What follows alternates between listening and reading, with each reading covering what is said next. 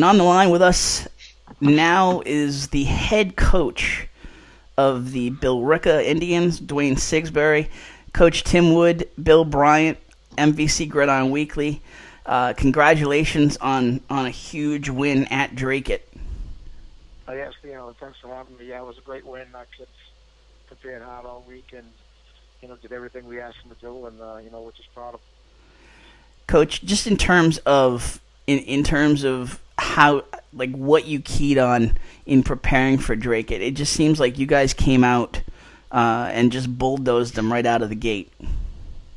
Yeah, we want to, establish the run and, use our physicality to hopefully, keep their offense off the field and, just using the run to our advantage because we thought we had the advantage up front.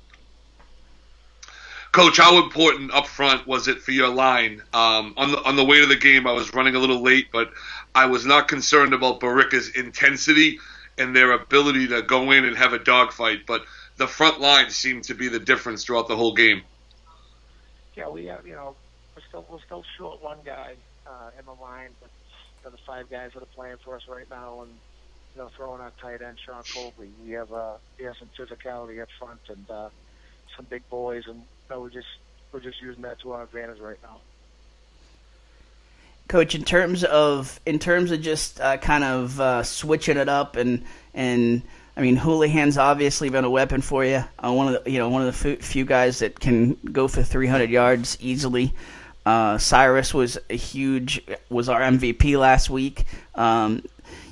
It almost seems like they probably overloaded on the pass, and you guys came out all run. Yeah, we had thought, after the week, Nolan and Colby had against Bishop Fee, and we've kind of figured that they were going to, really concentrate on the pass. We changed up our offensive set to, add the extra guy into the box for us, and it worked out. So they were definitely double covering Colby, and we were able to run the ball. All right, obviously Hamilton having 182 yards rushing, that's quite a monster effort. Was that something that you expected from him, or was this a little bit of a surprise where you guys have been not mainly an airborne team, but you haven't really had that dual threat? Yeah, I think that, Brian's really, coming to his own. He's a terrific athlete. He really is.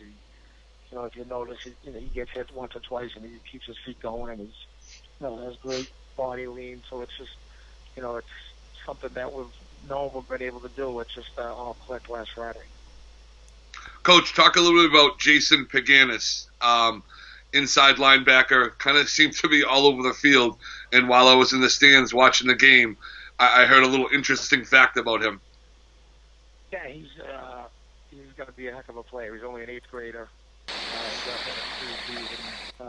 hurt his ankle, so he missed the first 2 games. But against Bishop Fee, we got him in there a little bit, get his feet wet. And, he played a huge part in shutting down Drake's offense, which is a very good offense, and they do a great job over there.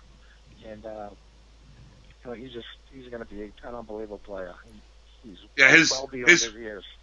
his pressure on the quarterback in the second half really took the QB out of the ability to set up and make a good throw. He's definitely got some speed, and he's not shy with the power either. Yeah, no, he's not. He's like I said, he's only an 8th grader, but he plays like he's a junior or a senior, and we're lucky to have him on our team. But like you said, he was immense last week in the second half. Just causing havoc in the backfield. He was great. Coach, how often do you typically use 8th graders or severe underclassmen? Yeah, we've always used underclassmen against Bishop Fee, and we had a freshman center play a lot, and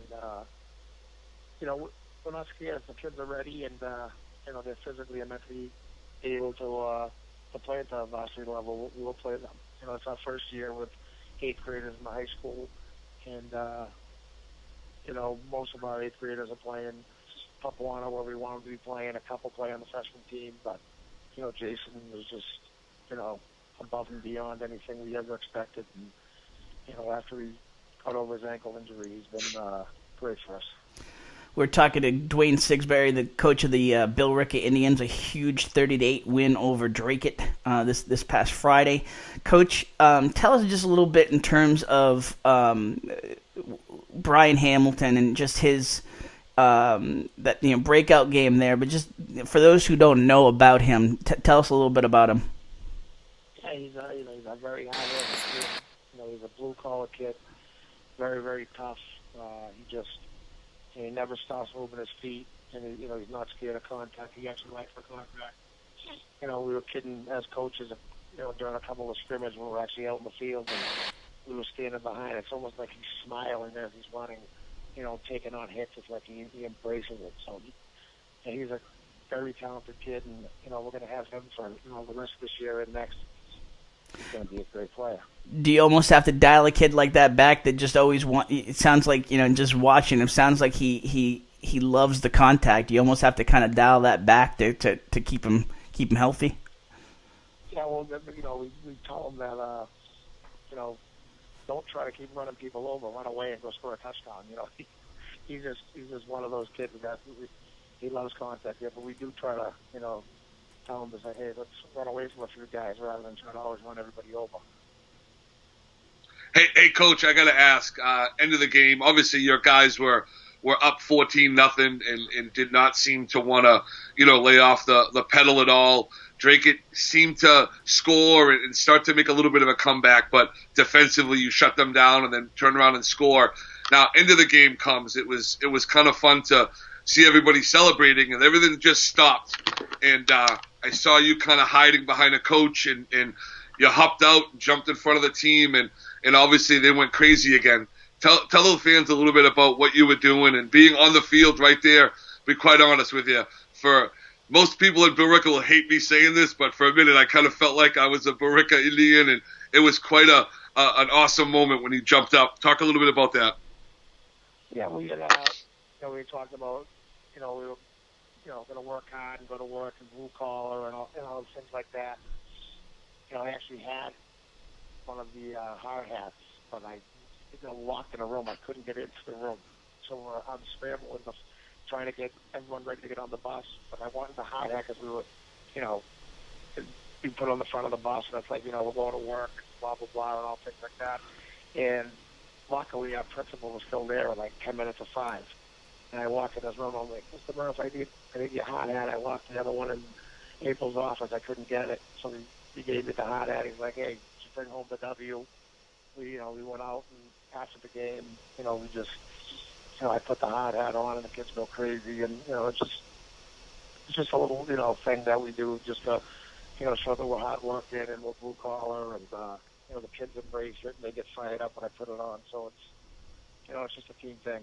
It's a positive thing for our teams. The kids love it. Yeah, no, it was great to watch, great to be there, and obviously, going into next week, man, you guys definitely have the momentum, and those kids, I think, are feeling confident, as far as next steps.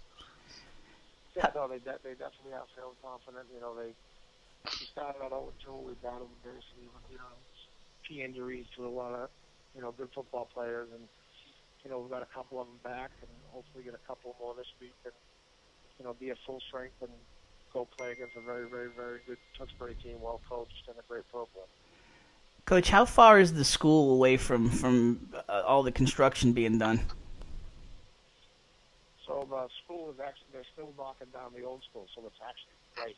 I mean, it's 100 feet away right now. Yep. With all the construction that's going on. So the physical new school's all set. It's just the stadium, and the rest of the stuff is going to go where they're taking down the rest of the school. Gotcha. So, in terms of, you're saying new stadium as well? Yeah, brand new stadium. It's state of the art. Is that It's the best high school in Massachusetts. There's nothing close to it. It's unbelievable. Really? Yeah. Like full video stuff and everything, or just because of the? Stadium, and the rest of the stuff is going to go where they're taking down the rest of the school. Gotcha. So, in terms of, you're saying new stadium as well? Yeah, brand new stadium. It's state of the art. Is that It's the best high school in Massachusetts. There's nothing close to it. It's unbelievable. Really? Yeah. What, like full video stuff and everything, or just because of the? It's just unbelievable. You can go any classroom you go in, you can cast a video right on the TV. It's crazy. That's fun. New smart boards and auditoriums like going to see a Broadway movie. It's unbelievable. Broadway show. Is the unbelievable. Is the construction of the stadium supposed to be done for next year? Yes, yeah, we should be playing next year at the new stadium. Hey, tell me a little bit in terms of the turnover title belt. We got a picture of this week's winners up on the screen now. Dan Green and Sean Colby. What's that all about? Yeah, it's it's our version of the Miami chain. We put the championship belt on any kid that gets an interception, a turnover. They get to either take the belt home or share the belt for the week, and it's just something to get the kids pumped up to, hopefully get us some defensive turnovers or touchdowns. And Chip Goodbender, Coach Kavanaugh, our defensive coordinator, brought to the program, and the kids love it. You let them walk around school with the belt on like The Rock or anything? No, we keep the belts and the footballs out of the hallways. We use the football for the football field. Good idea. Absolutely. Yeah, exactly. Hey, Coach, I know you're not going to give away too much, but obviously Houlihan has been a huge asset for the last couple of years. He can throw the deep ball pretty much up there with anybody in the MVC of the state. Kind of puts you in a good position coming into this week against Tewksbury. We have Hamilton on the ground and Nolan able to throw the ball to Cyrus.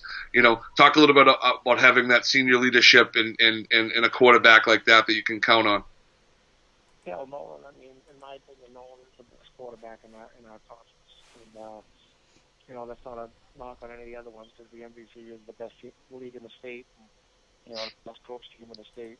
And I respect everybody. But Nolan, has a great arm. He's mastered our offense in the league and the RPO game. And he just does a great job. And, a lot of people were knocking him because he didn't have, great games to start. But we weren't at full strength. And, the healthier we get, the better he's going to become. So it's just it's great to have him on our team. I wouldn't want to play against him. Coach, how do you keep the team together when you've got the injuries happen, you've got guys coming back, but you're suffering the losses, and how do you keep those guys together and just to be able to turn it around like you have? Well, we have Justin Beck and Sean Cohen. Played for me. They're on the coaching staff now, and they went through all the battles and won league championships. And having guys like that on staff, they're able to talk to the kids and say, hey, the season's not over. We haven't even gone into league play yet, and kept the kids hungry, kept their spirits up, and just practicing the positive image. And kids really bought into it, and they continued to fight and work hard, and they've got themselves in a position now where they want to own the MVC small, and it's a great position to be in. Tim Wood, Bill Bryant here on MVC Gridiron Weekly, talking to Duane Sigsbury, the coach for the Billerica Indians. Bill, anything else from you before we let the coach go? No, Coach, congrats. I appreciate the time after the game, and you got a heck of a program, and good luck.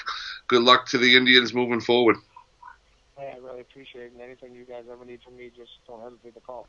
All right, before we let you go, you're down 116 pounds. Yep. Tell us, that's I'm doing quick math here, but that's about 35 sacks of potatoes. Exactly, right? Yeah. That was in the back of my. I was on my back for all those years, but I just had to do it once, for my family. So I stick around. We lost my father-in-law last year. Who was coaching on staff to lung cancer. I got to be around, and so the weight loss had to come off. And it hasn't been easy, but what I've been doing is working, and just going to keep. No surgery. I didn't get any surgery like that. Strictly did it on my own, and it's just it's made me a better coach. I feel better and more active, and it's just good for everybody around me, and more important, it's good for me. Well, it's certainly an inspiration, Coach. But Bill and I are both on our own weight loss journeys. I don't think together we're probably even 2/3 to you yet, but it's incredibly inspirational. Yeah, Coach, you might have just given me a huge kick in the rear end to get back on track, because I've been going the other way lately, and I need to turn that back around.